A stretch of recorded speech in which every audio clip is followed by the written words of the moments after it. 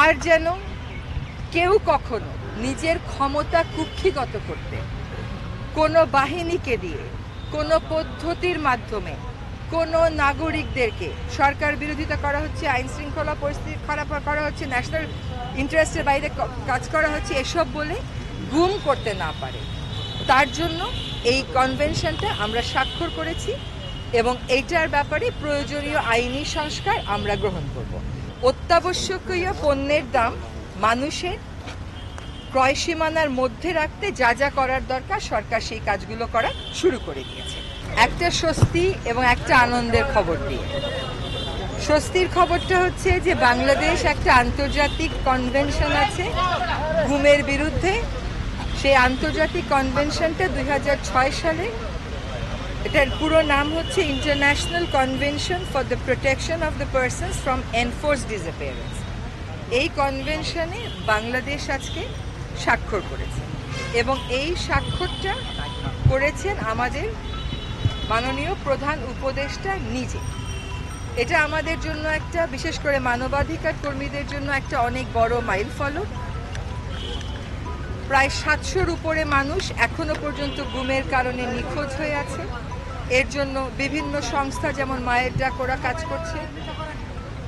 আমরা অনেকেই এরকম এনফোর্স ডিসঅ্যাপিয়ারেন্সের মুখোমুখি হয়েছি।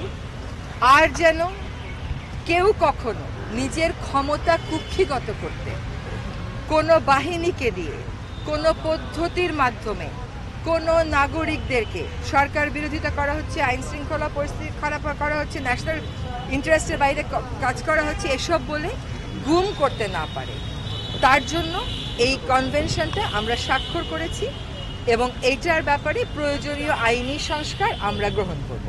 এইটা একটা খুবই বড় স্বস্তির ব্যাপার মানবাধিকার কর্মীদের জন্য, কারণ জাতিসংঘ থেকে বারবারই বাংলাদেশের এই গুমের প্রেক্ষিতে বলা হচ্ছিল যে তোমরা এই কনভেনশনটা কেন এখনো অনুস্বাক্ষর করছো না। সেই প্রেক্ষিতে আমরা মনে করি যে আমরা একটা খুব শক্ত ভিত্তি, যেটা আমরা সবসময় অস্বীকার করে এসেছিলাম এ যাবৎকাল, যদিও গুম বাংলাদেশে অহরহই করছিল, সেই ভিত্তিটা আমরা স্থাপন করতে পারলাম। আনন্দের খবরটা হচ্ছে যে আমাদের খেলার অঙ্গন থেকে দুইটা খুব ভালো খবর এসছে। একটা হচ্ছে সার্ক অনূর্ধ্ব 20 চ্যাম্পিয়নশিপ, যেটা 2024 বাংলাদেশ প্রথমবারের মতন চ্যাম্পিয়ন হয়েছে। আজকে আমাদের উপদেষ্টা পরিষদে সিদ্ধান্ত হয়েছে যে এই ফুটবল টিমের জন্য আমরা একটা সম্বর্ধনা আয়োজন করব।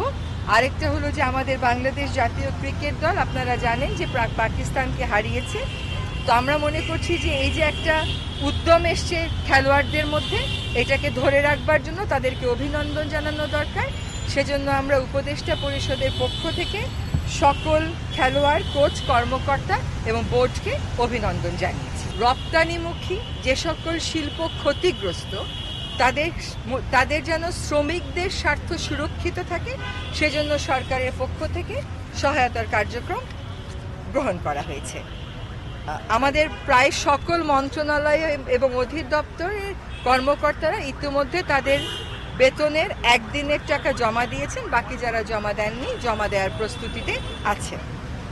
আমাদের অর্থক্ষেত্রে সংস্কারের অংশ হিসেবে কতগুলো গুরুত্বপূর্ণ কাজ শুরু হয়েছে, সেটা আপনারা এখন নিজেরাই দেখছেন। অবক্ষয়িত হয়, ফলে এটার বিরুদ্ধে স্পষ্ট একটা সিদ্ধান্ত হয়েছে। অর্থ পাচারের বিরুদ্ধে কার্যক্রম শুরু হয়ে গেছে।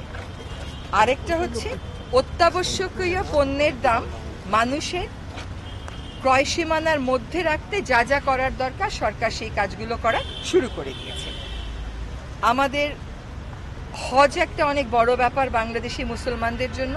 এই হজের ক্ষেত্রে একটা সিন্ডিকেট আমরা দেখতে পাই, যেটা হজের প্যাকেজের মূল্য অনেকটা বাড়িয়ে তোলে। তো হজের যে খরচ, সেটা যৌক্তিকভাবে যাতে কমানো যায়, সেজন্য সংশ্লিষ্ট মন্ত্রণালয় কাজ শুরু করেছে। আমরা রাজনৈতিক দলগুলোর সাথে আলাপ আলোচনার প্রক্রিয়াটা চালু রাখব। তাদের কাছ থেকে সংস্কার প্রস্তাব যা আসবে সেগুলোও গ্রহণ করব। সে ব্যাপারে একটা পদ্ধতির বিষয়ে কথা হয়েছে। আমাদের আগে একটা পদ্ধতি ছিল জিও এনজিও কোঅর্ডিনেশন, সরকার এবং বেসরকারি প্রতিষ্ঠানগুলোর কোঅর্ডিনেশন, সেটাকে আবার রিভাইভ করার একটা সিদ্ধান্ত নেওয়া হয়েছে।